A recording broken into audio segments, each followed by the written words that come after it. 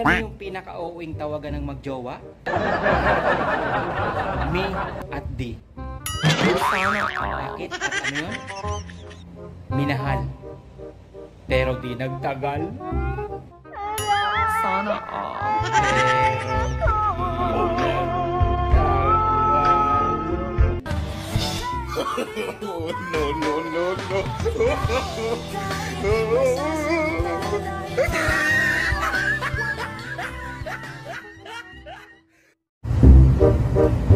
okay lang naman kung di mo ako minahal. Pero sana man lang bago mo ako iniwan, tinikman mo man lang sana ako.